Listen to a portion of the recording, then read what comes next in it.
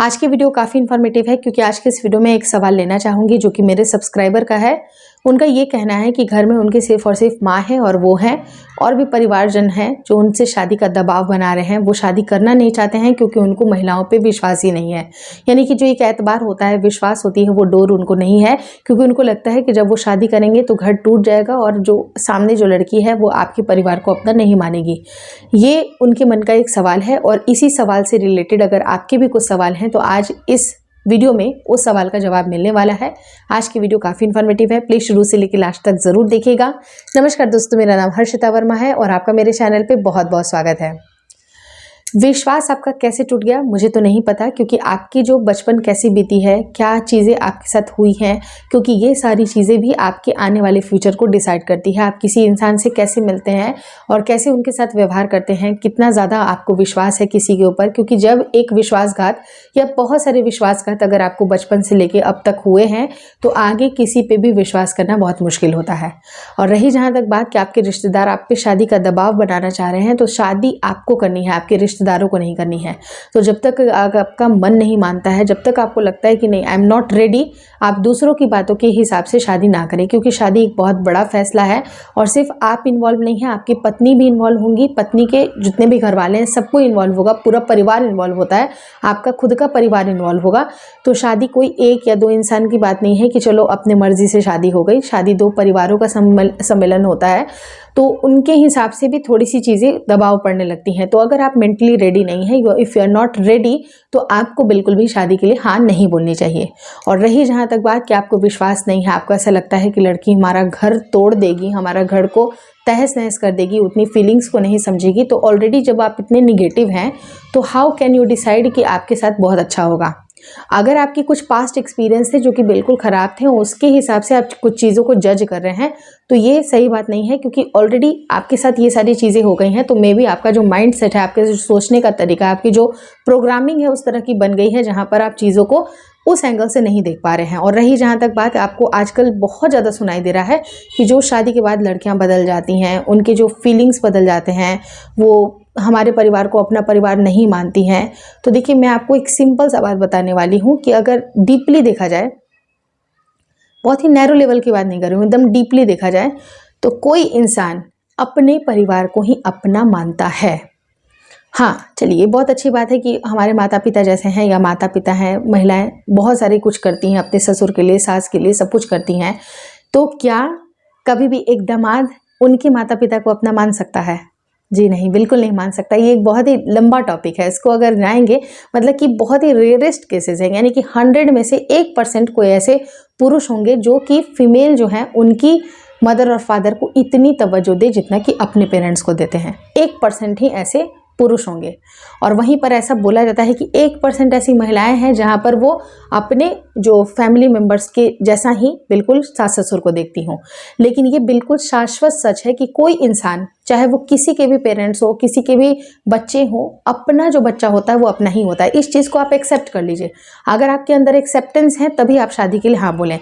अब जैसे कि मान लीजिए कि जहाँ पर अगर बहुत ही वैल्यूएबल चीज़ देने की बात आ रही है, जैसे सास ससुर है, बहुत ही ज़्यादा वैल्यूएबल चीज़ अगर देना चाहते हैं, अपने संतान को ही वो चूज़ करेंगे, अपने संतान के पत्नी को या संतान के पति को चूज़ नहीं करेंगे। यानी कि अपने बेटे को छोड़ करके बहू को वो चीज़ें नहीं देंगे, या फिर अपनी बेटी को छोड़ करके दामाद को वो चीज़ें नहीं देंगे। तो ये बिल्कुल क्लियर है कि जो अपनी संतान होती है वही अपनी होती है।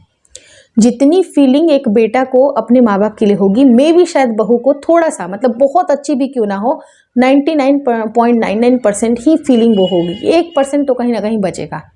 वो इसलिए बचेगा क्योंकि जो पेरेंट्स होते हैं वो भी उतना प्यार अपने बच्चे को ही जितना ज़्यादा करेंगे, दूसरे के बच्चे को बिल्कुल नहीं करेंगे। तो इस सच्चाई को जितनी जल्दी एक्सेप्ट कर ले उतना ही अच्छा है। आप इसको एक्सेप्ट करते हैं, बातों को समझते हैं, आपको लगता है कि शादी में बहुत सारे उतार चढ़ाव होते हैं, चेंजेस होते हैं, तो एफर्ट्स एक तरफ से नहीं लगती है। ऐसा नहीं है कि बहू को ही एफर्ट्स करने हैं, एफर्ट्स दोनों तरफ से लगते हैं। माँ बाप को भी ये समझने की ज़रूरत है कि आपकी लाइफ में आप वो भी हैं, यानी कि 50% की हिस्सेदार वो भी, आपकी इमोशंस की, आपके टाइम की वो भी हकदार हैं। तो ये चीज़ें अगर पेरेंट्स भी समझें तो बातें बहुत अलग हो जाएंगी। तो आप विश्वास जहाँ तक बात है, तो देखिए सारे घरों की सिचुएशन अलग अलग होती है, लेकिन अगर एज अ कंबाइंड फॉर्म में बात की जाए तो सिचुएशन कहीं ना कहीं एक ही चीज़ पे अटक जाती है, जहाँ पर हम एक्सेप्ट ही नहीं करते हैं।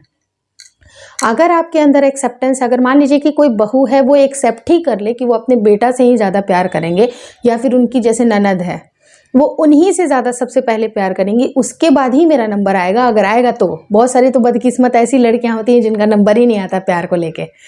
तो अगर उनको ये एक्सेप्टेंस है तो वो रिश्ता बहुत अच्छी तरह से चलता रहेगा।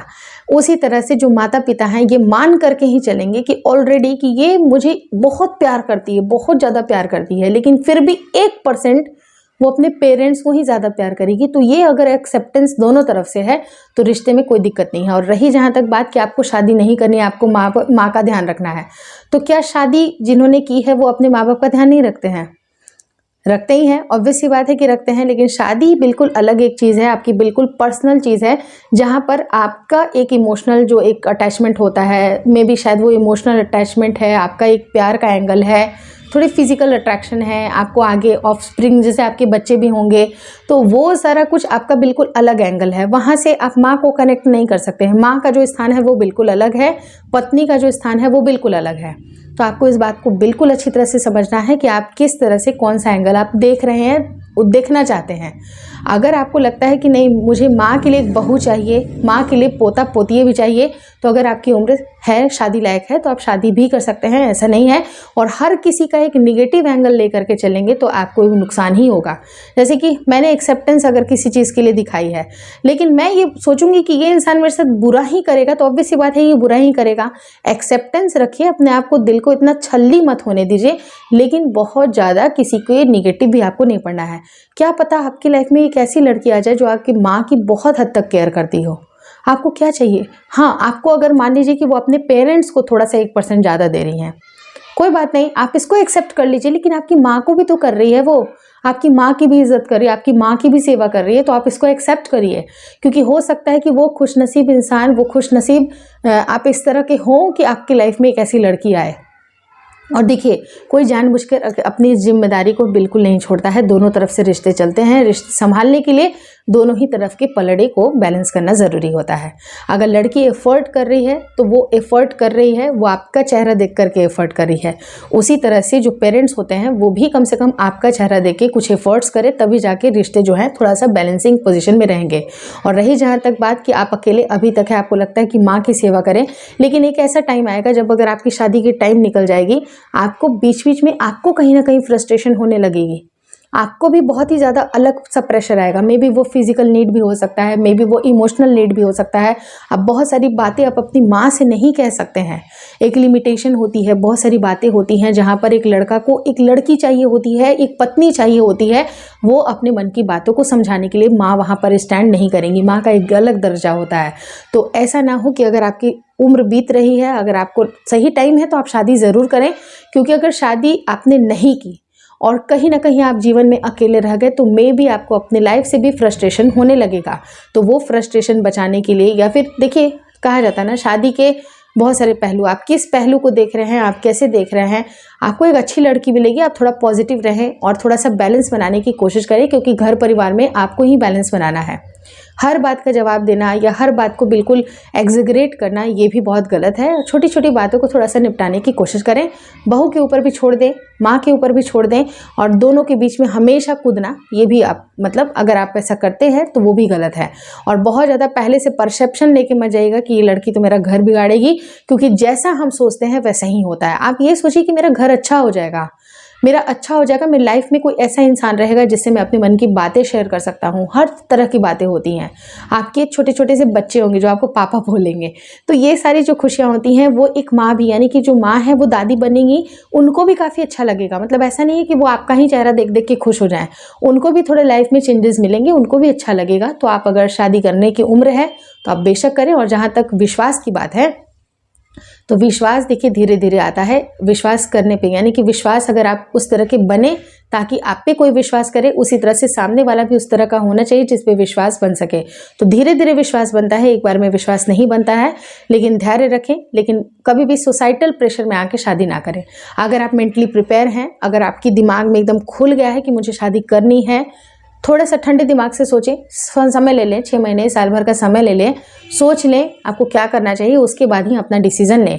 क्योंकि लाइफ आपकी है, किसी के कहने से, किसी के ना कहने से कोई फ़र्क नहीं पड़ता है, लेकिन आपको कभी भी लाइफ में अफसोस ना हो जाए, इसलिए सोच समझ करके अपना डिसीज़न खुद लें।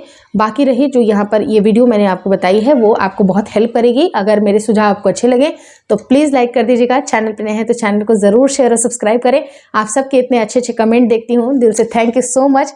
कल रात में सुबह के 4 बजे जगती हूँ, उस टाइम पे सारे कमेंट्स देखती हूँ, मुझे इतना अच्छा लगता है ना, इतने अच्छे अच्छे कमेंट्स आते हैं, मेरी सिंगिंग के भी अच्छे अच्छे कमेंट्स आते हैं।